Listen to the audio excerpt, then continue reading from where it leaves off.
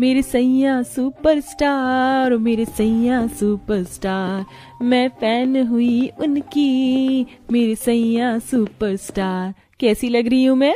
बिल्कुल मेरे सपनों की रानी और शहजादी। चलो अब जल्दी से मेरी नजर उतारो। सुमित अपनी शेरवानी की पॉकेट से 500 के नोट निकालता है और आंचल के ऊपर से उड़ा देता है। चलो अब जल्दी से मुझे वरमाला पहनाओ। अरे तुम बार बार पीछे क्यों जा रही हो? इतनी आसानी से थोड़ी ना मैं वरमाला पहनूंगी। माधवी, ये कैसी बहू पसंद की है तुमने अपने बेटे के लिए? वरमाला का मजाक बनाकर रख दिया इसने तो। अगर तुम दोनों का वरमाला से खेलना हो गया हो तो वरमाला पहना दो एक दूसरे को। शादी करनी है या नहीं?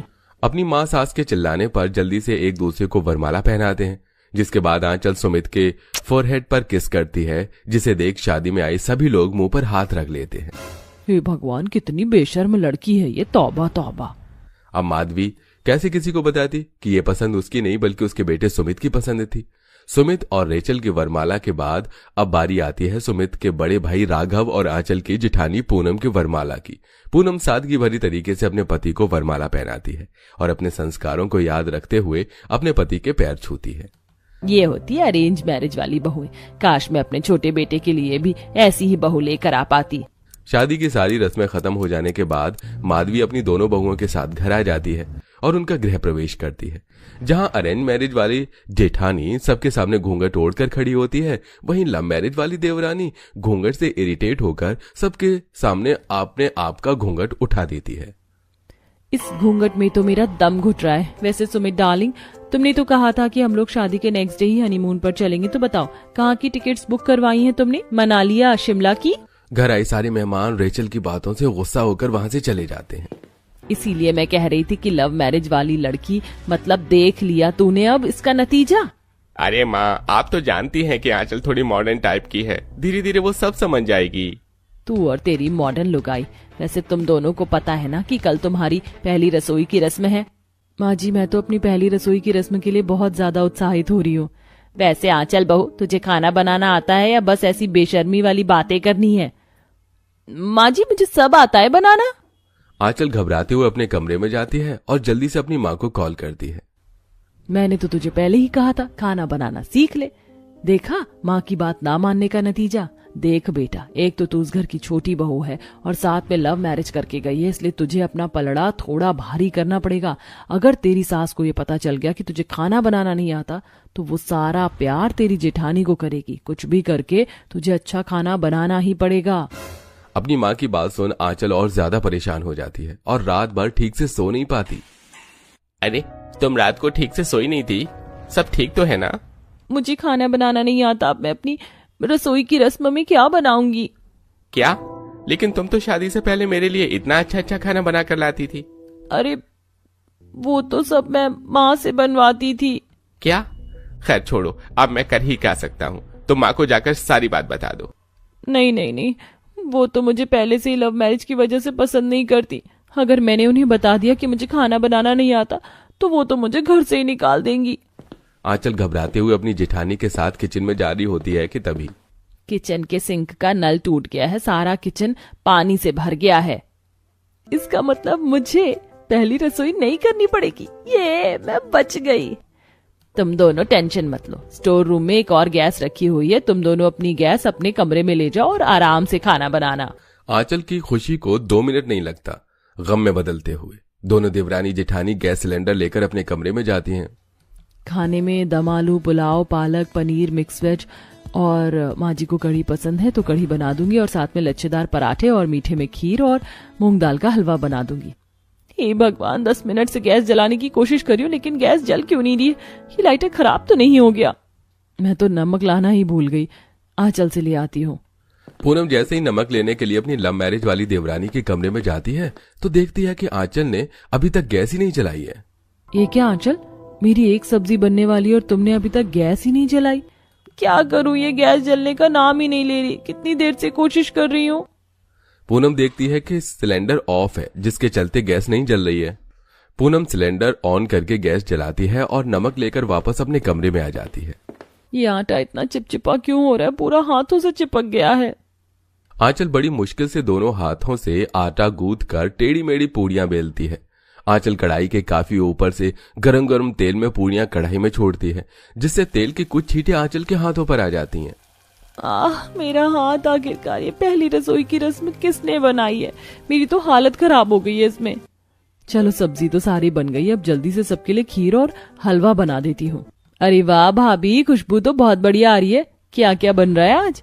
वो तो सरप्राइज है, खाने के समय ही पता चलेगा। पूनम इतना बोल रही होती है कि तभी अचानक से कमरे से तड़का जलने की स्मेल आने लगती है, जिसके चलते पूनम और कनिका का खांसते खांसते बुरा हाल हो जाता है।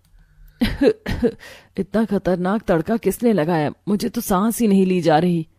पूनम जल्दी से कमरे में जाती है और देखती है कि पूरा कमरा धुएं से भरा हुआ है। पूनम जल्दी से गैस बंद करके कमरे की खिड़कियां खोल देती है।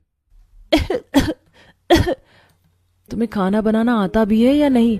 कितने बुरे तरीके से तुमने तड़का जलाया है।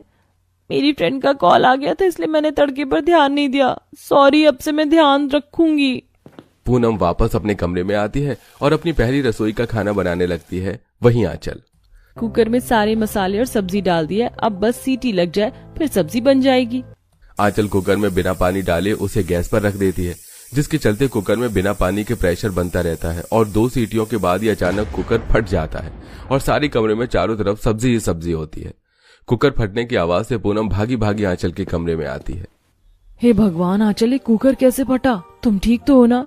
हाँ मैं ठीक हूँ, लेकिन मेरे कमरे की दीवारें अभी तो पेंट करवाया था। लेकिन कुकर फटा कैसे? तुमने कुकर में पानी तो डाला था ना? कहीं ऐसा तो नहीं तुमने बिना पानी डाले ही कुकर गैस पर रख दिया? अरे नहीं, मैं अनाड़ी थोड़ी ना हूँ, मुझे पता है मैंने पानी डाला था। लगता है कुकर लो क्वालिटी का था। अपनी लव मैरिज वाली देवरानी की बातें सुनकर अरेंज मैरिज वाली जिठानी को थोड़ा सा शक तो होता है, लेकिन वो इस पर ज्यादा ध्यान न देते हुए पहली रसोई का खाना बनाने लगती है। वहीं दूसरी तरफ आंचल कभी कुकर ब्लास्ट कर रही थी तो कभी कढ़ाई अपने पैर पर गिरा रही थी। मेरा पैर। 11वीं रोटी भी जल गई मेरी तो। हे भगवान, कभी तड़का जल रहा है तो कभी रोटी जल रही, तो कभी बर्तन गिर रहे और फूट रहे। ऐसे में तो मेरी पहली रसोई बन ही नहीं पाएगी। आंचल ठीक से गैस बंद नहीं करती और गुस्से में बैठकर फोन चलाने लगती है, जिसके चलते अब धीरे धीरे पूरे घर में गैस लीक होने लगती है। ये गैस की स्मेल कहाँ से आ रही है? मैंने तो गैस अच्छे से बंद की है, कहीं आंचल के कमरे से तो नहीं आ रही? पूनम भागी भागी कमरे में जाती है और देखती है कि उसकी ही गैस से गैस लीक हो रही थी। पूनम जल्दी से गैस बंद करती है और सारे खिड़की दरवाजे अच्छे से खोल देती है। वहीं गैस लीक होने की स्मेल से सारे घर वाले भी आंचल के कमरे में आ जाते हैं। तुम्हारा दिमाग तो ठीक है, जानती भी हो कितना बड़ा हादसा हो सकता था। तुम्हारा ध्यान कहाँ है? तुम्हें खाना बनाना आता भी है या नहीं आता? हाँ चल बहू, कभी कुकर ब्लास्ट कर रही है तो कभी तड़का जला रही है। सच सच बता, तुझे खाना बनाना आता है या नहीं? मुझे खाना बनाना नहीं आता। मैंने आप लोगों से झूठ बोला था। लेकिन क्यों? क्योंकि मैं लव मैरिज करके आई हूँ और आप लोगों में से कोई मुझे पसंद नहीं करता था। और अगर आपको ये पता चलता कि मुझे खाना बनाना तक नहीं आता तो आप सब तो मुझे घर से ही निकाल देते बाहर। ऐसा नहीं है बहू, तू भले ही लव मैरिज करके आई है, लेकिन जितनी जरूरी हमारे लिए पूनम है उतनी ही तू भी है। अगर तू मुझे पहले बता देती तो तुझे खाना बनाना नहीं आता तो मैं तुझे कुछ नहीं कहती, बल्कि मैं तुझे सिखाती। जैसे मेरे लिए कनिका है वैसी तुम दोनों। माँ जी बिल्कुल ठीक कह रही है। मैं तो तुम पर इसलिए चिल्लाई क्योंकि अगर ब्लास्ट हो जाता तो तुम जानती भी हो कि क्या हो सकता था। मुझे तुम्हारी फिक्र थी। पूनम आंचल के आंसू साफ करती है और उसके साथ मिलकर उसकी पहली रसोई का खाना बनवाती है और अब सभी घर वाले लव और अरेंज मैरिज जेठानी की पहली रसोई का खाना खाते हैं। आंचल बहू, ये ले तेरी पहली रसोई के खाने का शगुन। भले ही इसमें तेरी पूनम ने मदद की है, लेकिन तूने भी कोशिश की है। तू फिक्र मत कर, हम तुझे अच्छे से खाना बनाना सिखा देंगे। अपनी पहली रसोई का शगुन पाकर आंचल काफी खुश होती है, जिसके बाद अरेंज मैरिज वाली जेठानी अपनी लव मैरिज वाली देवरानी को खाना बनाना सिखाती है। तो दोस्तों, कैसी लगी आपको हमारी देवरानी जेठानी की ये कहानी? हमें कमेंट में जरूर बताएं। साथ ही आपको इस स्टोरी का कौन सा कैरेक्टर ज्यादा पसंद आया हमें ये भी बताइए।